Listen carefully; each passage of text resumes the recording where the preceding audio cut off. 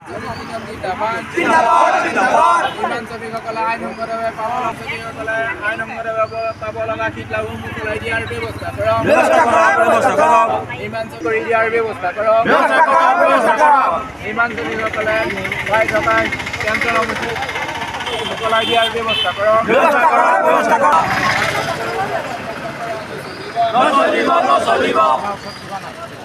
ইমান শ্ৰমিকসকলে আইন সংগতভাৱে পাব লগা শীতলাভসমূহ মুকলি কৰি দিয়াৰ ব্যৱস্থা কৰক।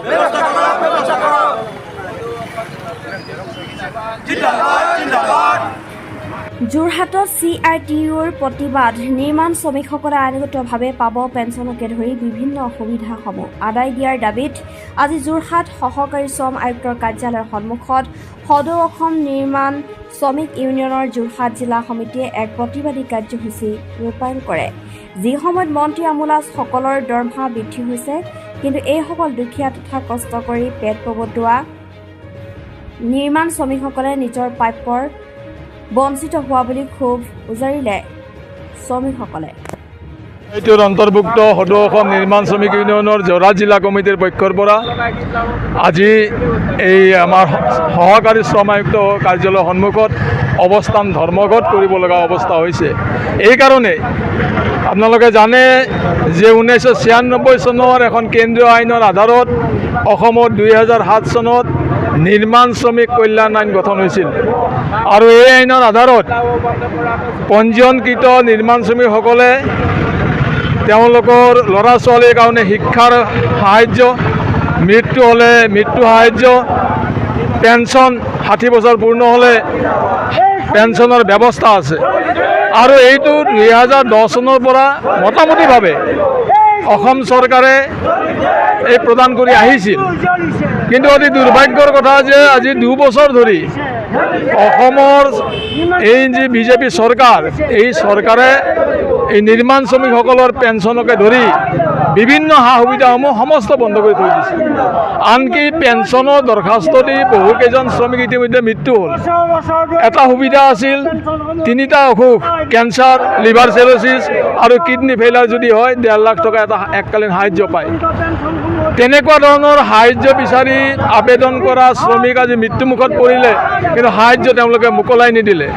আৰু এই যি ব্যৱস্থা, এই ব্যৱস্থাৰ বিৰুদ্ধে আজি নিৰ্মাণ শ্ৰমিকসকলে CITUৰ নেতৃত্বত ইয়াত আন্দোলন কৰিছে যে অনতিপলমে নিৰ্মাণ শ্ৰমিকসকলে পাব লগা পেঞ্চনসমূহ আদায় দিব লাগে।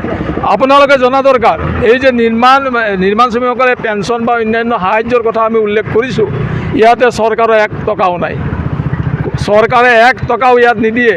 নিৰ্মাণ শ্ৰমিকসকলে প্ৰতি মাহে 20 টকা হাৰত জমা থয় আৰু 10 লাখ টকাৰ ওপৰত যি কনষ্ট্ৰাকশ্যন হয় তাৰ পৰা 1% চেছ কৰ্তন কৰি বৰ্তমান সময়ত নিৰ্মাণ শ্ৰমিক কল্যাণ পৰিষদত প্ৰায় 2500 কোটি টকা জমা আছে।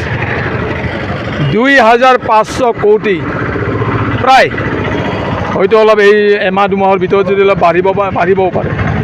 কিন্তু এই যে টকাৰ পৰা নিৰ্মাণ শ্ৰমিকসকলক এই সা সুবিধাসমূহ দিব লগা হয়, অসম চৰকাৰে এই সুবিধাসমূহ দিয়াৰ পৰাও বঞ্চিত কৰিছে। আৰু এই চৰকাৰৰ আমি লক্ষ্য কৰিছোঁ যে বিজেপি চৰকাৰৰ শ্ৰমিকক বঞ্চনা কৰাৰ এটা নীতি আৰম্ভ হৈ গৈছে। তেওঁলোকে শ্ৰমিকক বঞ্চনা কৰিব পাৰে। যি সময়ত এই চৰকাৰখনে তেওঁলোকৰ MLA মন্ত্ৰীসকলৰ দৰমহা বঢ়াবৰ কাৰণে সিদ্ধান্ত ল'ব পাৰে, আলোচনা কৰিব পাৰে, দুগুণ দৰমহা বঢ়োৱাৰ, ইমানখিনি সুবিধা পোৱাৰ পিছতো 2 লাখ 2.5 লাখ টকালৈকে দৰমহা কৰাৰ এটা ব্যৱস্থা কৰাৰ কাৰণে চিন্তা কৰিব পাৰে। সেইখন চৰকাৰে এই নিৰ্মাণ শ্ৰমিকসকলৰ নিজস্ব পইচাখিনি এৰি দিয়াৰ ক্ষেত্ৰতো এটা হেমাহি, এটা চক্ৰান্তমূলক ব্যৱস্থা গ্ৰহণ কৰিছে। আৰু আমি CITUৰ পক্ষৰ পৰা চৰকাৰৰ এই মনোভাৱক ধিক্কাৰ জনাইছোঁ আৰু দাবী জনাইছোঁ যে অনতিপলমে নিৰ্মাণ শ্ৰমিকসকলৰ এই যে প্ৰাপ্য, আইনগতভাৱে পাব লগা যে প্ৰাপ্য পেঞ্চন, ল'ৰা ছোৱালীৰ শিক্ষাৰ সাহায্য, মন্ত্ৰী হওক তেওঁলোকৰ কিন্তু দৰমহা বৃদ্ধি হৈছে। তাকেই কৈছোঁ যে এই সময়খিনিত শ্ৰমিকৰ নিজস্ব পইচাৰ পৰা দিবলৈ তেওঁলোকে টান পাই আছে, কিন্তু অন্যহাতে তেওঁলোকে নিজৰ সা সুবিধা বঢ়োৱাৰ কাৰণে নিজৰ দৰমহাটো আৰু বঢ়াৰ কাৰণে যি সময়ত এজন